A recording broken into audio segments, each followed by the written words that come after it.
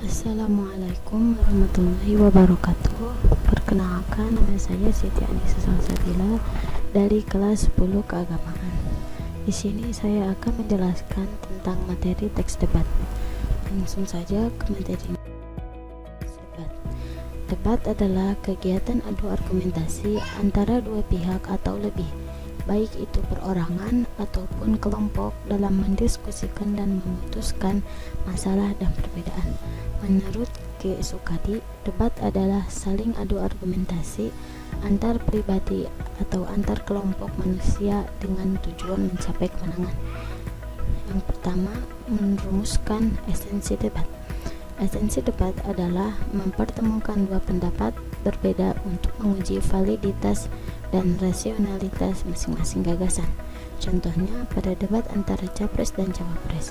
Setiap capres dan cawapres saling menyerang, mencari kelemahan masing-masing, tetapi di balik perdebatan tersebut, para cawapres dan cawapres bisa mengoreksi visi misi mereka dan memperbaikinya agar dapat diterima dan diaplikasikan bila mereka terpilih. Bisa dilihat di PDF Bahasa Indonesia kelas 10 halaman 176 sampai 177. Selanjutnya, unsur-unsur debat. Suatu kegiatan dapat disebut debat jika memiliki beberapa unsur. Yang pertama, memiliki mosi. Mosi adalah topik atau bahasan yang akan diperdebatkan dan mempunyai sifat konvensional. Adanya mosi sangat penting karena di dalam sebuah debat terdapat pihak pro dan kontra. Yang kedua, debat harus memiliki pihak pro atau pihak afirmatif yang setuju terhadap mosi yang telah diberikan.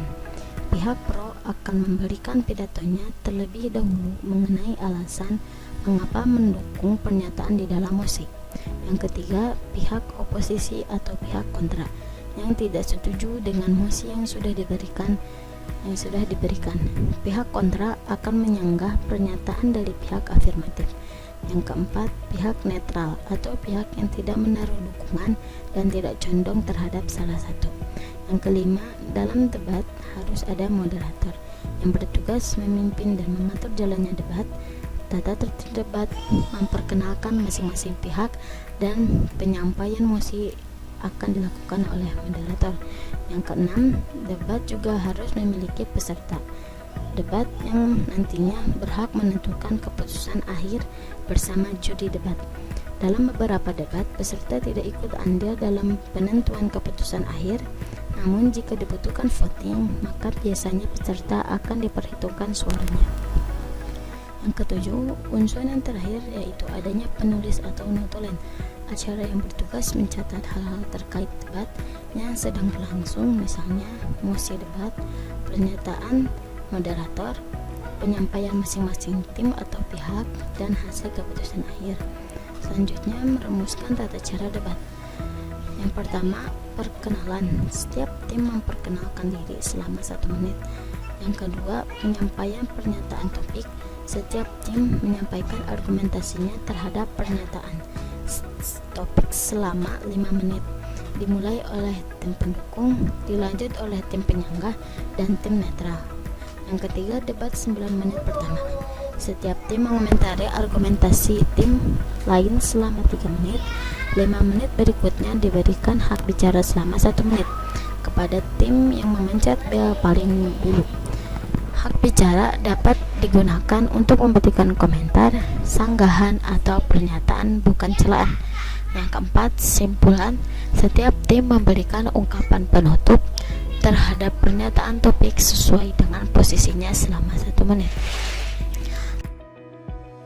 Yang B, mengonstruksi bagian debat. Yang pertama, menganalisis argumen juga pendapat.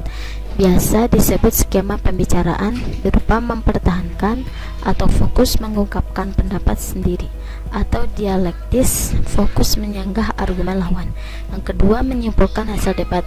Caranya ada 3. Yang pertama, generalisasi atau khusus umum. Yang kedua, analogi atau membandingkan dengan suatu hal dan sebab akibat, atau sebab bisa jadi pernyataan dan akibat bisa jadi simpulan, dan sebaliknya. Yang ketiga, isi debat. Menganalisis isi debat dari argumen yang dimana bisa tergolong argumen lemah dan kuat dan ragam bahasa. Kaidah sesuai KBBI sesuai atas fonologi atau suara, morfologi bentuk kata, sintaksis atau tata bahasa, dan semantik atau makna.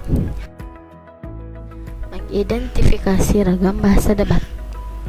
Pemilihan ragam bahasa ini dilakukan untuk menghindari salah tafsir baik dalam penggunaan ragam bahasa tulis maupun lisan. Kelengkapan, kecermatan, dan kejelasan pengungkapan ide harus diperhatikan. Berikut adalah ciri ragam bahasa ilmiah. Yang pertama, kaidah bahasa Indonesia yang digunakan harus benar sesuai dengan kaidah bahasa baku, baik kaidah tata ejaan maupun tata bahasa. Pembentukan kata, frasa, klausa, kalimat, dan paragraf. Yang kedua, ide yang diungkapkan harus benar, sesuai dengan fakta dan dapat diterima akal sehat atau logis.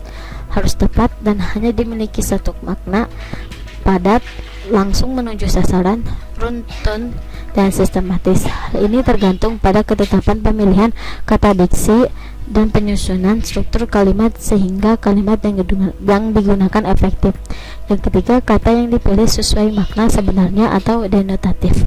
Bahasa baku adalah ragam bahasa yang telah ditetapkan sebagai ragam yang dapat diterima dan berfungsi sebagai model untuk suatu masyarakat. Jadi ada 3 aspek dalam bahasa baku yang saling menyatu, yaitu kodifikasi, keberterimaan, dan difungsikan sebagai model.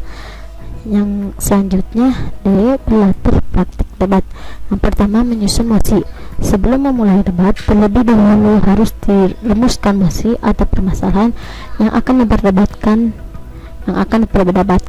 Mosi dapat diambil dari berita yang tengah hangat beredar di masyarakat. Dapat juga mengangkat masalah-masalah yang kamu hadapi di sekolah. Yang kedua, menyusun pendapat untuk mendukung atau menolak mosi. Setelah menentukan mosi untuk diperdebatkan dalam forum kelas, dalam debat, setiap tim mengambil sikap sebagai pihak yang mendukung mosi atau afirmasi, atau pihak yang menolak mosi atau oposisi.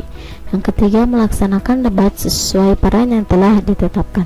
Yang pertama, pembicara 1 dari kelompok afirmasi menyampaikan argumen pembuka secara umum yang menunjukkan bahwa mereka mendukung mosi. Yang kedua, pembicara 1 dari regu oposisi menyampaikan argumentasi pembuka secara umum yang menunjukkan mereka tidak setuju dengan mosi. Untuk lebih lengkapnya bisa dilihat di PDF Bahasa Indonesia kelas 10 halaman 204 sampai 205. Sekian dari saya. Wabillahi taufiq wal hidayah. Wassalamualaikum warahmatullahi wabarakatuh. Jangan lupa like, komen, dan subscribe. Dah.